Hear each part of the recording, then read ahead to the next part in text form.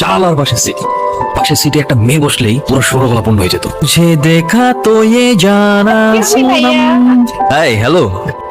আপনি যদি কিছু মনে না করেন, আপনি কি একটু এদিকে সরে বসবেন? ও শিওর শিওর, আপনি জানালার পাশে বসবেন? হ্যাঁ please please please. Thank you so much. বাবা আসতে পারো? শুনুন না, আমার বাবা কখনো একা একা কোথাও যাননি, তো আপনি একটু বাবার দিকে খেয়াল রাখবেন কেমন? আগে আমি বলছিলাম কি, মুরব্বী মানুষ জানালার পাশে বসাটা ঠিক না, ইটস নট সেফ। না না ঠিক আছে, জানলার পাশে বসতে আমার ভালো লাগে। স্বপ্ন সীমানা ছুঁয়ে হ্যালো বাবা, ট্রেনে উঠছো? হ্যাঁ ট্রেনে উঠেছি। হ্যাঁ, তুই কিন্তু কে জানে আমার মোবাইল তো তোর নিয়ে গেল। হ্যালো, দেখছেন কিভাবে কি হয়ে গেল? আমি আপনাকে বারণ করছিলাম জানলার পাশে বসেন না, it's not safe for beginners. খুঁজেছি আমার মেয়েটা চিন্তা করবে তো, এই জন্য আমি এটাকে ফোন করে জানিয়ে দিই যে আমার ফোনটা চুরি হয়ে গেছে। আজকে ঘুম থেকে কার মুখ দেখেছিলাম আল্লাহ। হ্যালো তিতলি, তিতলি আমি তোর বাবা। হয়েছে কি, আমার মোবাইলটা না চুরি হয়ে গেছে। তুই 4টার দিকে স্টেশনে চলে আসিস, তখন মোবাইল কিভাবে নিল কি হইলো তোকে পরে বলবো। হ্যাঁ আচ্ছা রাখি। আচ্ছা ঠিক আছে। জানি সে ডাকে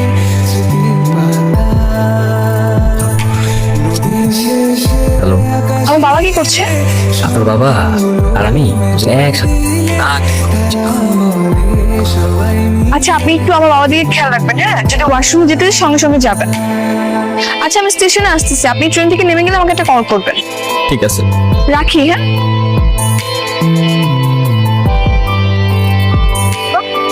আচ্ছা লেট হলো কি করে? কতক্ষণ ধরে দাঁড়িয়ে আছে? ট্রেন লেট করছে মা।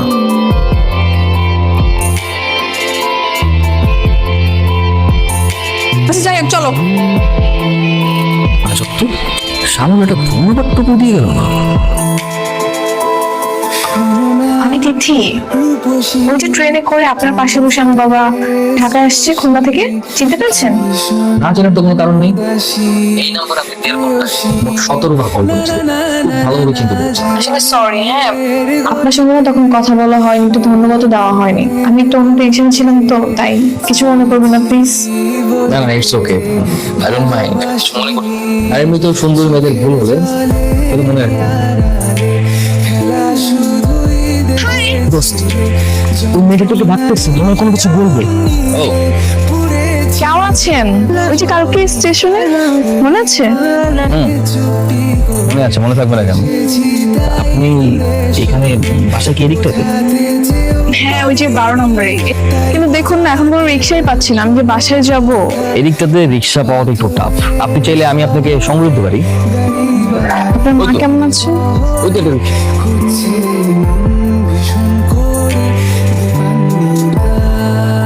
থ্যাংক ইউ, আমি তাহলে আসি। শিট, বাসায় গিয়ে কল করার সুযোগটা হাতছাড়া হয়ে গেল। আপনি কি সবসময় সুযোগের সন্ধান খোঁজেন নাকি? সবসময় করি না, যখন নির্দিষ্টভাবে মন থেকে কোনো কিছু চাই সেই সুযোগের অপেক্ষা করি। আমি আসি, বাই। দিদি শুনুন, আঙ্কেল কেমন আছেন? বাবা ভালো আছে। তিনি কি বাসায় আছেন? বাসায় তো।